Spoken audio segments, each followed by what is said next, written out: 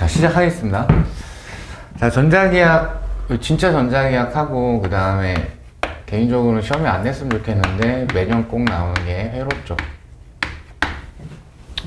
많은 수험생들은 요 전기 회로 쪽을 특히 좀 힘들어 하긴 한데, 뭐 나중에 문제풀이 강의나 기타 등등에서 설명하겠지만, 접근해야 되는 것 자체는 굉장히 짧고 단순한 편입니다.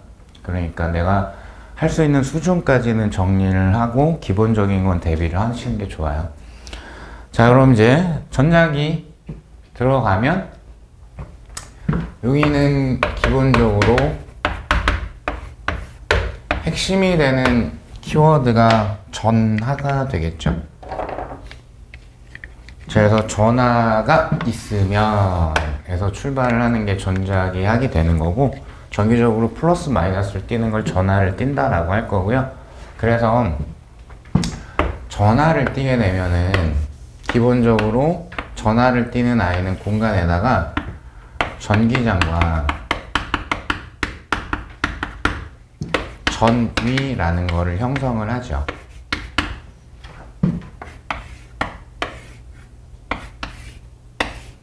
물론 전하가 움직이고 있어도 이 둘은 무조건 형성하는 건데, 시험에서는 주로 정전기라는 상태에서 질문을 합니다. 그래서 정전기 상태에서 전기장 전위 쪽에 질문이 나온다. 비율적으로는 이쪽이 훨씬 높긴 하고, 출제가 되는 거는.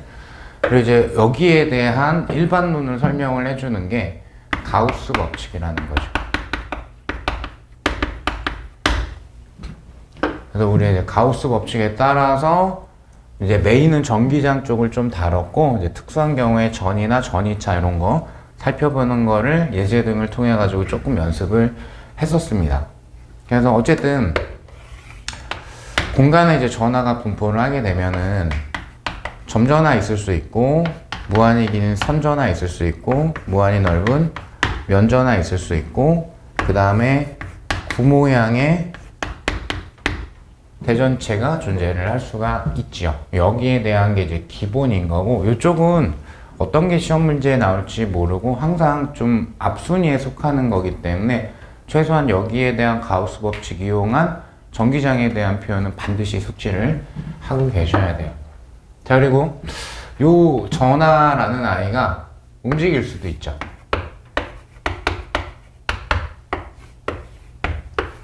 운동하는 전하가 만드는 물리적 성질이 자기장에 해당이 되는 거고, 그리고 자기장을 만드는 아이가 2개 이상이 있게 되면 그들의 상호작용을 통해서 자기력이라는 게 형성이 될 수 있지요.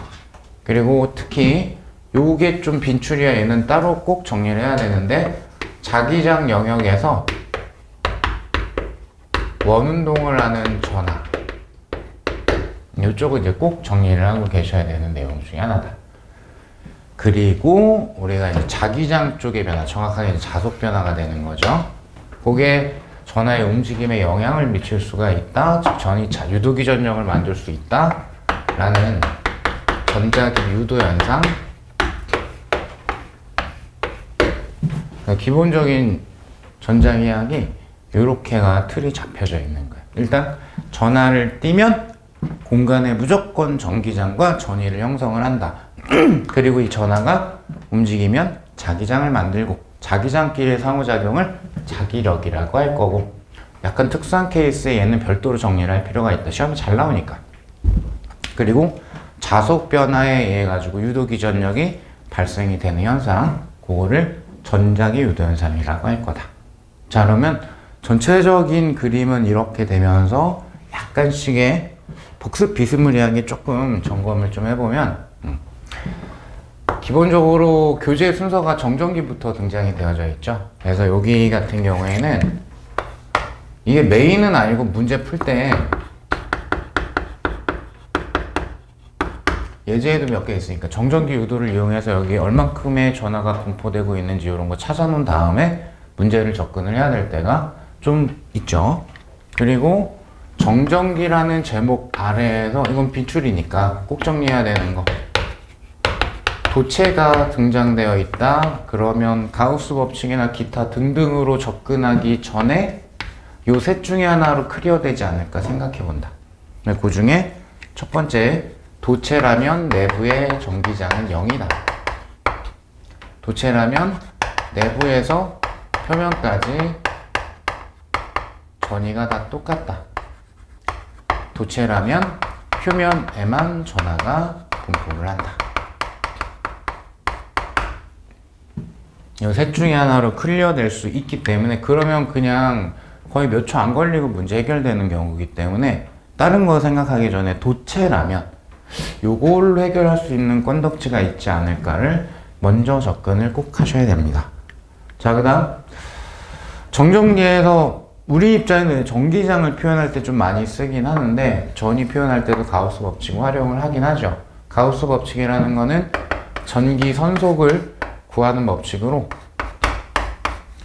사실 진짜로 접근하는 거는 거의 안 할 거기 때문에 전기장 세기 곱하기 가우스면의 면적. 그래서 이 가우스면 같은 경우에는 내가 만약에 그려야 되거나 생각해야 되는 상황이면은 전하들에 대해서 대칭성 있게 면을 설정을 해야 된다. 자, 여기가 유전율분의 내부의 R자 전하량. 그래서 특히 중요한 게 요거죠, 요거요. 필요 없다. 가우스면 바깥쪽에 있는 건 필요 없고 안에 들어있는 전하에만 꽂혀서 문제를 풀 거다. 그래서 거부감 갖지 말고 이걸 적용한다가 쉽게 문제를 풀 거야 라는 의미이기 때문에 꼭 정리하고 연습하셔야 됩니다. 자, 그럼 이제 전기장은, 그리고 전위는 기본적으로 공통적으로 꼭 기억해야 되는 단어가 플러스 1쿨롱을 기억을 해야 되는 거죠. 즉 플러스 1쿨롱이 받는 전기력을 전기장이라고 하는 거고, 플러스 1쿨롱이 그 지점에서 갖게 되는 전기력에 의한 포텐셜 에너지를 전위라고 하는 거죠. 그래서 일반식, 점전하라 과정에서 일반식으로 표현하면 전기력이라는 건 4파 유전율분의 거리 제곱분의 전하량의 곱. 전기 포텐셜 에너지라는 건 플러스일 수도 있고 마이너스일 수도 있다. 4파 유전율분의 1 거리분의 전하량의 곱. 요거 기본 정의에 해당하는 식이니까 꼭 기억하셔야 되고, 요것도 이제 살짝 복습되어 있어야 되겠죠. 플러스, 포텐셜 에너지가 플러스다 라는 거는 오히려 보내버리는 힘, 청력이다. 얘는 속박되어 있다. 에너지가 마이너스의 볼을 갖는다는 건 속박되어 있다는 뜻이기 때문에 인력일 때 마이너스의 포텐셜 에너지에 해당이 되는 거죠. 그리고 전기장하고의 관계에서는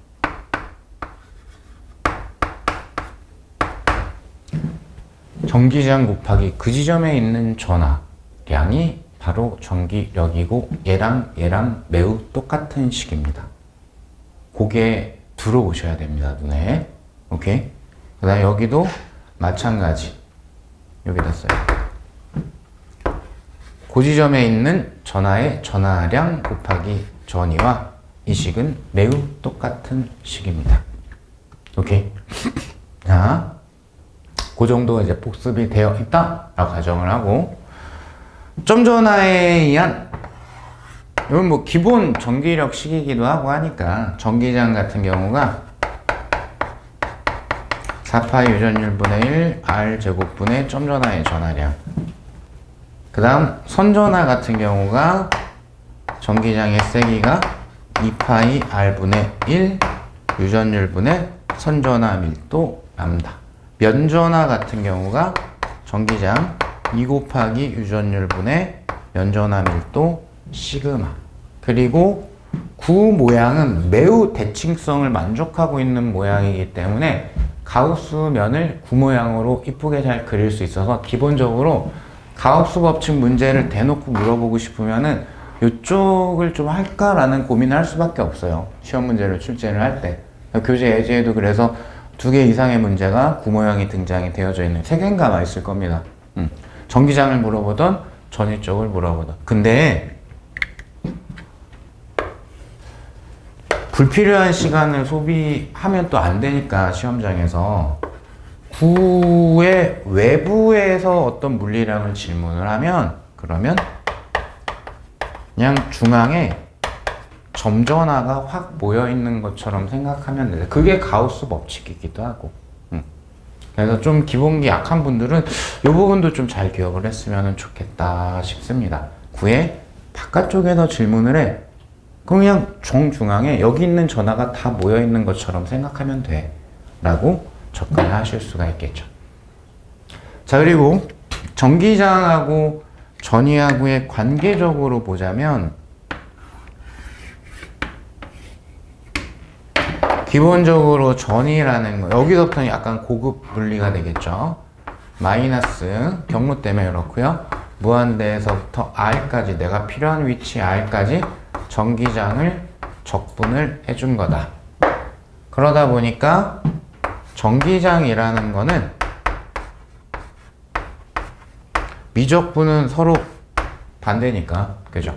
전위를 거리에 대해서 미분을 해준 게 전기장에 해당이 되죠. 서로 미적분 관계에 있다. 그죠?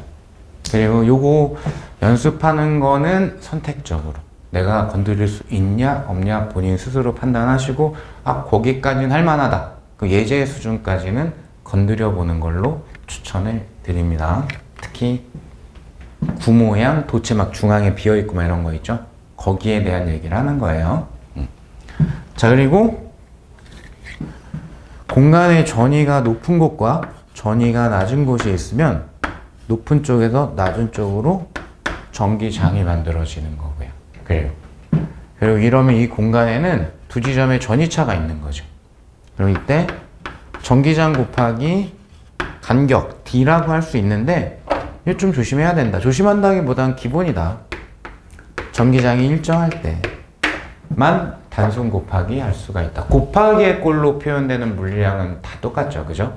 다라고 하긴 좀 그렇지만 거의 대부분의 경우가 변하지 않으면 단순 곱하기, 변하면 적분을 실제로 해야 된다. 이렇게 조금 내용이 달라질 수가 있습니다. 그죠? 그래서 전기장 전위 쪽이 일단은 좀 편차가 많이 있을 거예요. 그만큼 이제 자기가 어디 수준까지 대비를 할지, 근데 아주 기초적인 건 다 준비하셔야 되는 거고, 좀 어려운 부분, 조금 빡센 부분, 이런 거는 선택하셔야 되는 거고. 그리고 뭐 이런 것도 하긴 했어요. 정전기 쪽에서 전기 쌍극자 다 빼고 그냥 찜찜해서 그러니까 전기 쌍극자 모멘트 주변의 전위가 4파이 유전율 분의 1 R 제곱분의 QD 코사인 세타다.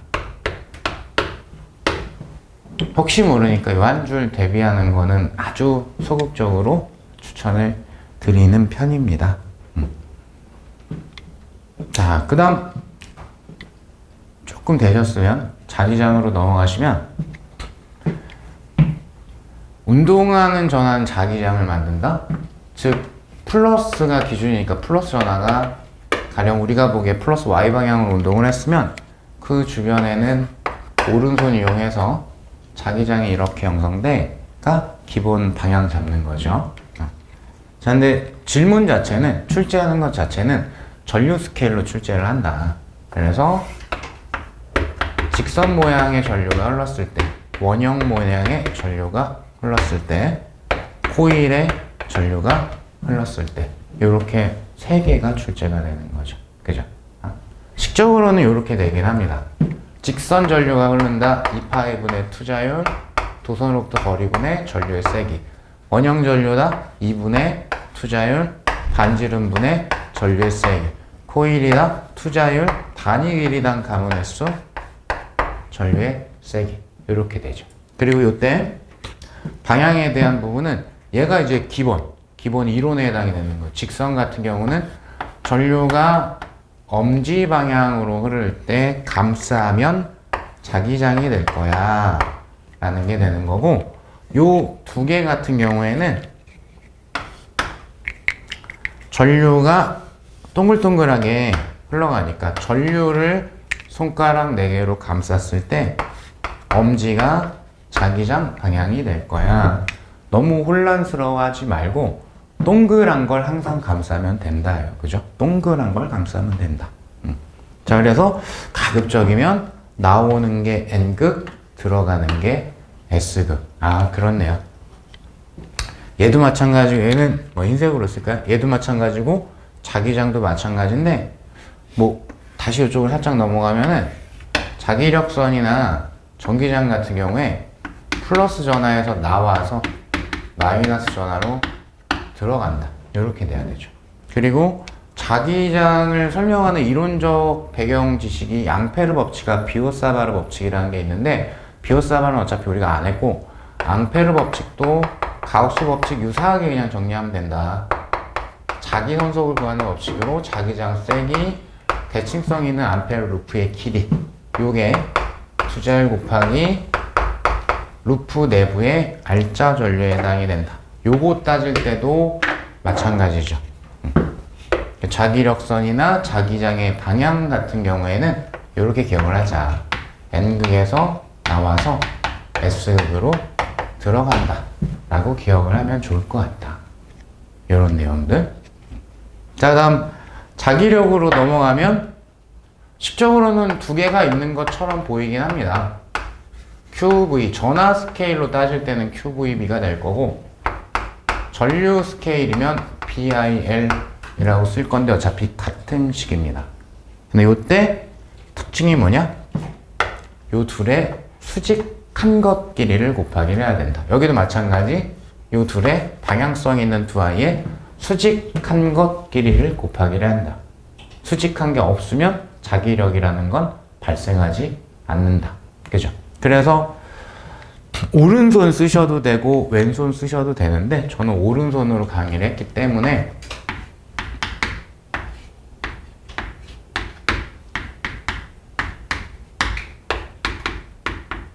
약간 입체적으로 그리자면 이렇게 되는 거죠.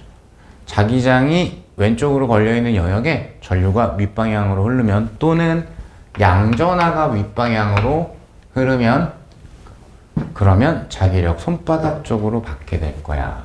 약간의 포인트는 요 둘의 수직한 게 얘를 만들고, 이 둘이 만드는 면에 대해서 얘는 어차피 수직하기 때문에 이 세 개의 성분은 서로 수직하다라는 특징이 나오죠.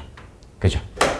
그럼 이제 거의 끝물 중에서 전자기학의 아주 기초 중에 기초, 뜻이나 방향 이런 것들을 양전하를 기준으로 설정할 때가 많다. 근데 이건 뭐 설명이 필요한 것도 아니고, 플러스하고 마이너스는 전기적 성질이 반대니까, 그럼 내가 정리한 거가 있는 게 양전하 기준이니까 만약에 음전하가 나오면 반대로 해석해야지, 이렇게 하면 되는 거죠.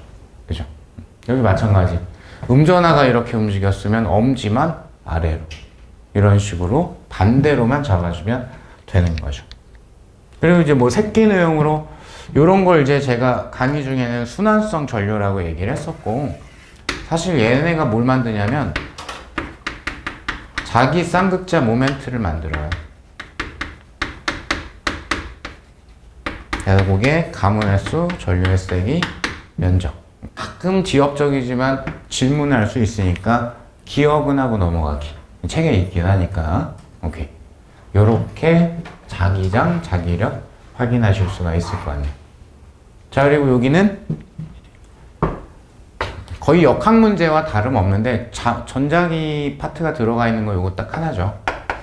등속 원운동을 하게 될 건데, 물론 이제 나선형으로 도는 경우도 있지만 90률 역할을 하는 게 자기력이다. 이거는 무조건 필수고, 선택적으로 외울지 말지 경계할 거는 요거죠. 그래서 원운동 반지름이 QB분의 MV. 왜냐면 바로 여기서 정리되는 거니까. 그리고 원운동 주기가 QB분의 2파이 M.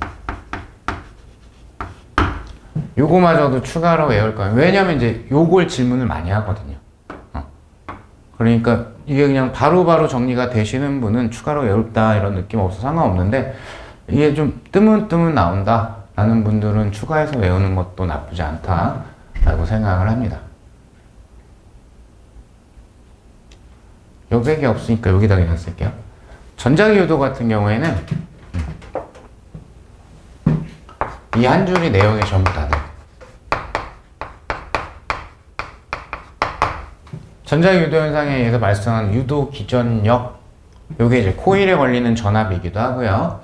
자속 변화를 방해하는 쪽으로 발생해야 된다. 시간에 대한 자속의 변화율이 세기를 결정한다. 그죠? 렌츠의 법칙과 패러데이 법칙. 또는 이렇게 바꿔서 문제를 푸는 게 유리할 때도 있다. 직선 모양의 막대 도선이 쓱 자기장 영역에서 운동을 하고 있으면 BLV로 바꿔서 표현할 수도 있다. 오케이. 자, 그 정도를 살펴보시면 될 것 같네요. 여기까지가 기본 전자기학에 대한 전반적인 스캔이었습니다. 한 20분 떠들었거든요. 그러니까 이것만, 그러니까 아주 원론적으로 얘기하면 이것만 머릿속에 들어있어도 문제 푸는 수단은 거의 다 들어있는 거예요. 회로는 아직 안 했으니까. 그러니까 오늘도 듣고 어제도 듣고 그저께도 들은 또 똑같은 얘기. 아이고 교수님 제가 다 했어요. 이제 다 했는데요. 니콘을 들었는데요. 문제가 안 풀려요. 다시 한번 또 얘기합니다. 문제를 더 풀려고 한다고 그게 개선될 확률은 제로입니다. 내용 학습을 더 하십시오. 내용 학습이 덜 돼 있는 거예요. 그리고 내가 너무 겸손하게 얘기했나? 제 빨간 책에 있는 예제가 다 내 걸로 소화가 되면 8개 맞춘다니까요. 너무 자신만만한가? 조금만 겸손한 모드로 바꿔야 되겠다. 그게 다 소화가 되면 거기 뭐 내가 생각 없이 막 아무거나 갖다 놓진 않았을 거 아니에요. 당연히 어떤 사람은 그거랑 똑같이 나왔어 라고 하는 사람도 있을 거고 어떤 사람은 전혀 다르던데? 라는 사람도 있게. 그게 얼마나 내 걸로 많이 소화했냐의 차이예요. 여러분들 시간이 없기 때문에 문제량을 함부로 늘릴 수 있는 수험생은 되게 적을 거라고 생각을 해요. 그러니까 꼭 10개, 아쉽게 9개를 무조건 꼭 맞춰야 되는 수험생도 있긴 있을 겁니다. 자기 상황에 따라서. 그런 특별히 예외적인 경우를 빼고는 굉장히 제한된 시간밖에 투자를 할 수가 없으니까 그래서 문제를 많이 푸는 것에 비해서 개념학습을 꼼꼼하게 잘 하시는 게 효율 면에서 더 좋은 겁니다. 아직까지는 뭐 나중엔 문제를 좀 많이 풀어야 될 시기가 오긴 하겠죠. 빨리 오면 좋긴 한데 아직은 강의 촬영일 기준으로는 아직까지는 지금 문제를 너무 많이 풀어야 된다 이런 거 아닙니다. 지금만 기출문제 정도 만약에 풀고 있다면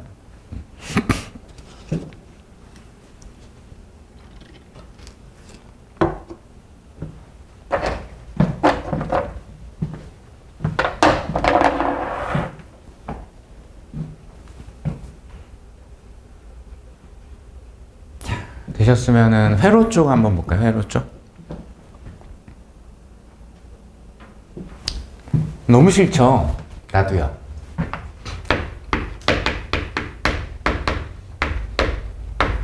다 쓸 수 있을까?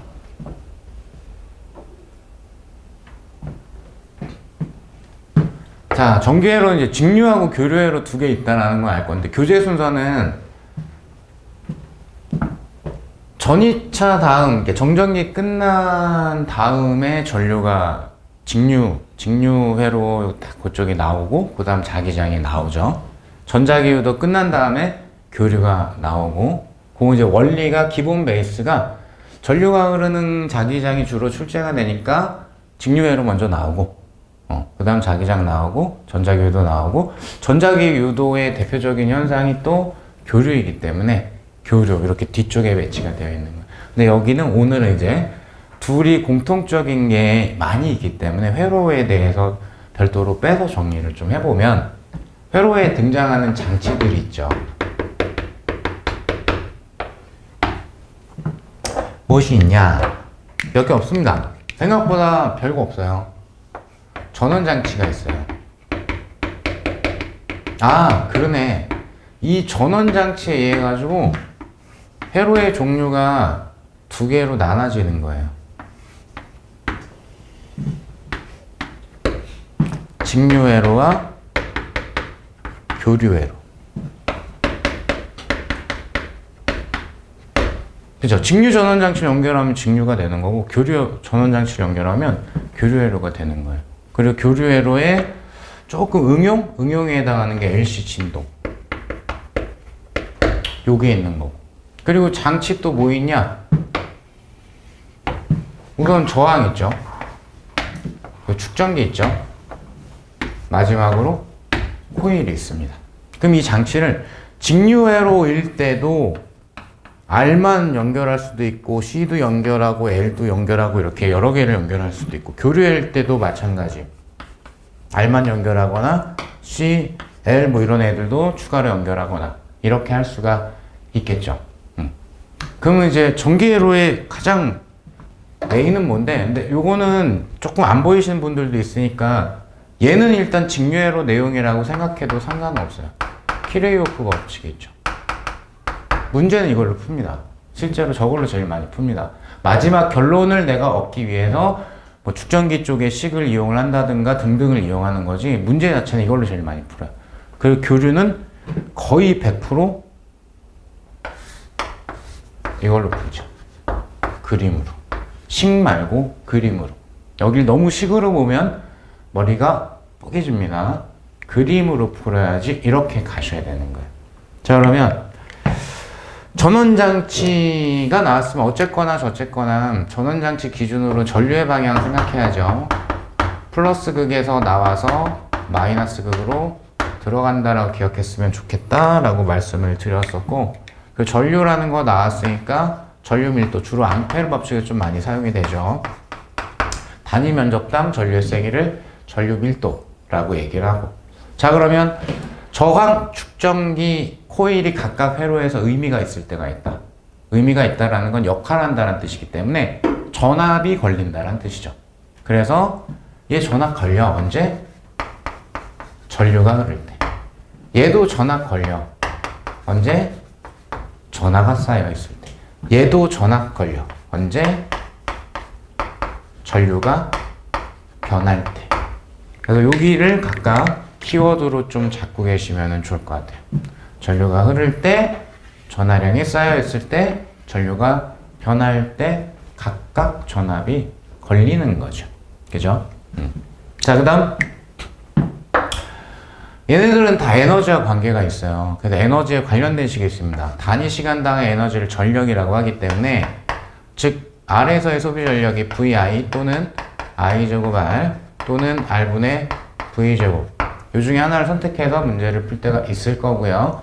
축전기 같은 경우에는 전기 에너지가 저장되는 걸로 2분의 1 CV제곱 또는 2분의 1 C분의 Q제곱 또는 2분의 1 QV, 이 중에 하나를 선택을 해서 문제를 풀 때가 있겠죠. 물론 이제 저항 같은 경우에는 새끼 내용으로 저항의 어떤 기하학적인 모양에 따라 가지고 크게 결정된다 라는 식적인 의미도 있고요.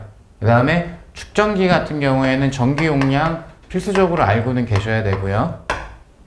그리고 축전기 내부는 균일한 전기장이 걸리는 게 기본 가정이기 때문에 축전기 양단의 전이차는, 즉 축전기에 걸리는 전압은 전기장 곱하기 축전기 간격 T, 이렇게 표현을 하게 되는 거죠. 그리고 얘 같은 경우에는 자기 에너지가 저장이 되는 거죠. 2분의 1 유도계수 전류의 제곱. 식적으로 이런 파생되는 아이들이 있다. 근데 요거는 꼭 잘 기억하기. 에너지를 소비하는 장치는 저항 하나밖에는 없다. 나머지는 다 에너지를 저장하는 장치다. 그죠? 그래서 코일과 축전기는 에너지를 저장하는 장치지 소비하는 장치가 아니다. 따라서 시험 문제에서 회로의 소비 전력, 소비되는 에너지 이런 거 질문하면 저항만 신경 써야 된다가 기본. 그리고 이런 장치들 같은 경우에는 회로에 연결할 때 직렬 연결과 병렬 연결 합성해야 될 때가 종종 나옵니다. 그죠? 그래서 리을 발음은 리을 발음끼리, 키역 발음은 키역 발음끼리. 물론 얘는 용철 상수라 역학적이긴 한데, 요거 R, L 같은 게 직렬이면 더하기, 병렬이면 더하기 분의 곱하기. 얘는 뒤집혔다. 얘가 더하기 분의 곱하기 병렬일 때가 더하기 이런 식으로 합성을 하더라. 이렇게 되죠. 조금 더 가시면 자 이제 본격적으로는 여기 직류회로야 R 단독으로만 나올 때도 있고 C나 L하고 섞여 있을 때도 있습니다. 특히 섞여 있을 때는 1순위 1바가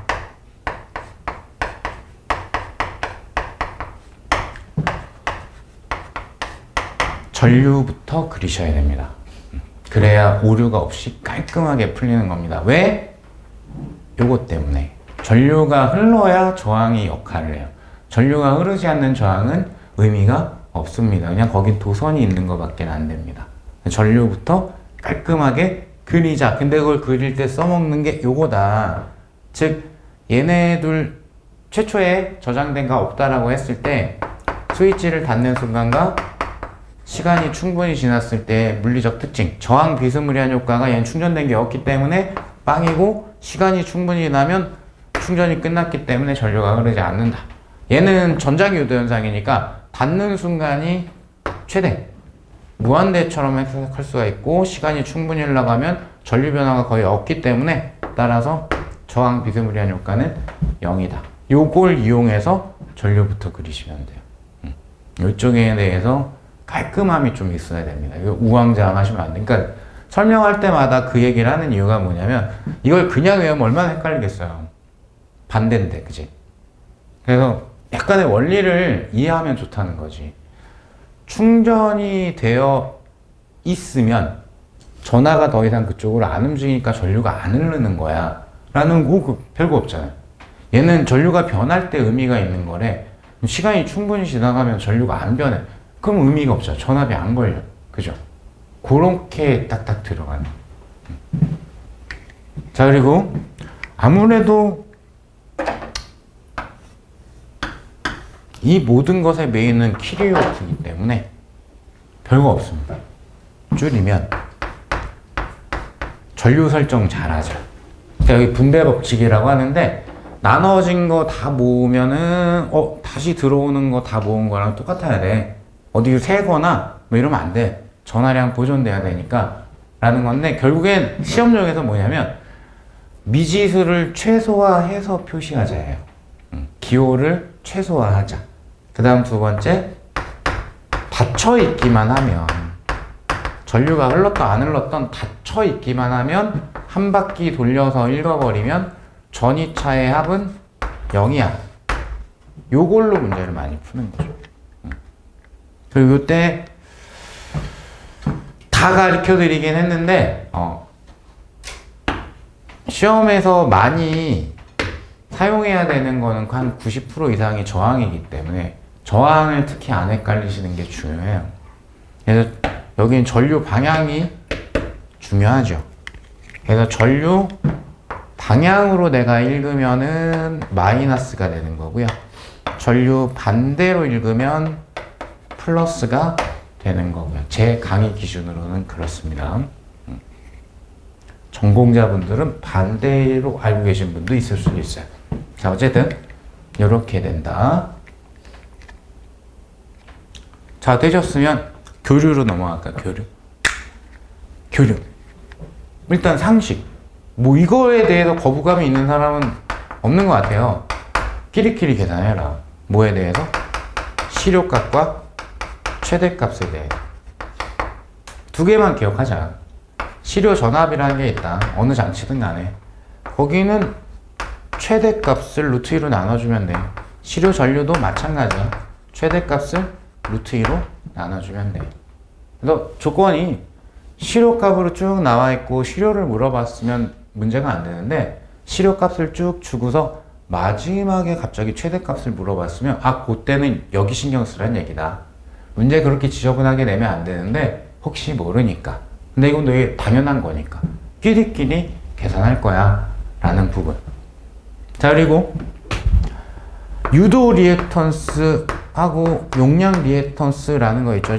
용량 리액턴스라는 거는 2파이 FC분의 1이 물리적 정의고요. 유도 리액턴스는 2파이 F LA 당이 되죠.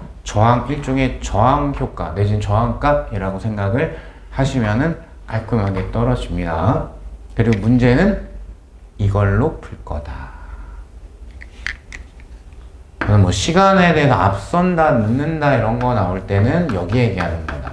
위쪽에 있냐, 상대적으로 아래쪽에 있냐. 위로 읽었으면 앞선다, 밑으로 읽었으면 늦는다 라고 읽어버리면 끝난다. 그리고 이걸 이용해서 임피던스도 계산하고 전압도 계산한다. 이유 다시 한번 살펴볼까요? R에 걸리는 전압은 IR이에요. L에 걸리는 전압은 IXL이에요. 왜요? 라고 다시 한번 물어보시면은 얘가 사실상 저항이에요. 이게 직류일 때는 저항이라고 부르기가 좀 애매하고, 물론 교류일 때도 이걸 저항이라고 하면 안 되긴 합니다. 근데 우리 입장에서는 교류가 되면 얘가 계속 전류에 영향을 주기 때문에 얘도 그렇고 얘도 그렇고, 그래서 이 둘의 저항값을 리액턴스라고 표현을 하는 거예요. 그래서 그냥 이걸 갖다가 쓰는 거예요. 여기도 마찬가지. 그래서 I, XC 전체도 마찬가지.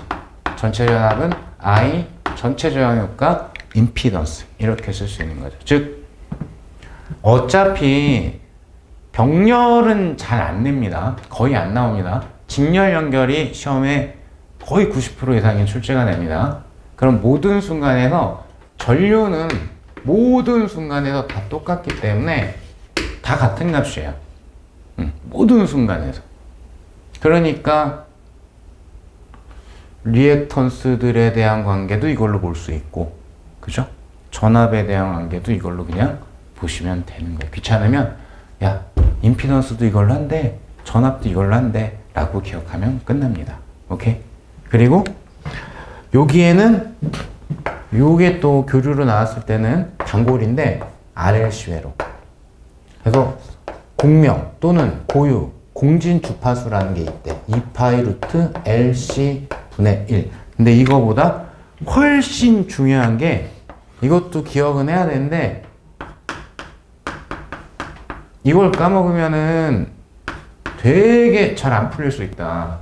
이게 어떻게 나온 건데? 라고 물어보면 리액턴스 값이 같을 때, 코일의 리액턴스와 축전기의 리액턴스가 같을 때, 그래서 전체 저항 값이 최소일 때 나가는 주파수가 공면 주파수, 고유 주파수 등이라고 불려지는 아이다. 요렇게 하시는 거예요. 오케이. 자, 그리고 LC 진동. 원리적인 건 빼고 주제는 크게 두 가지다. 만약에 물어보고 출제가 된다면 에너지 쪽으로 질문을 할 수도 있다. 그래서 고립되어 있다면, 그리고 에너지를 소비하는 저항이 없다면 코일의 자기 에너지와 축전기의 전기 에너지 합은 계속 일정할 거야. 두 번째, 전압에 대한 부분 내지는 주파수에 대한 부분. 매 순간 코일과 축전기에 걸리는 전압은 크게 같고 위상이 서로 반대야.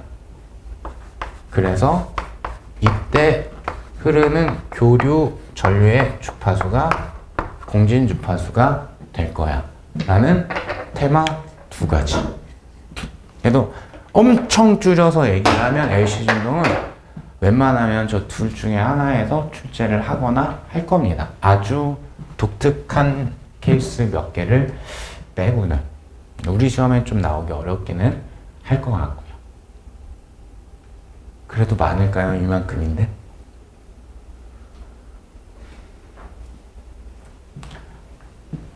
여기서 나는 회로 그래도 버릴 거야. 버리지 마십시오. 왜? 어렵게 나올 수도 있어요. 물 한 반반 정도일 것 같은데, 한 번만 더 얘기하면, 매년 10문제짜리 시험임에도 불구하고 매년 꼭 시험에 출제되는 아이가 있어요. 전장기에서는 그게 직류회로예요. 근데 수험생들은 직류회로를 제일 어려워해. 그래서 많이 버려. 문제가 뭐냐? 어렵게 출제되는 해도 있는데 쉽게 출제되는 해에 망한단 말이지. 쉬우면 너무 한없이 쉽게 나올 거기 때문에 그냥 막 버리지 말고 그만큼은 연습하고, 그 난이도 쉬운 문제 정도까지는 연습하고, 막힐 때마다 질문하시고 풀어주세요 얘기하시고 같이 쌍욕하면서 서로 또 다시 풀어보기도 하고.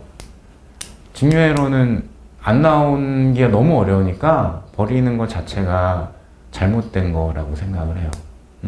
그래서 내가 쉽게 나왔을 때 만족스럽게 득점할 수 있을 만큼은 만드셔야 됩니다. 미니멈으로라도.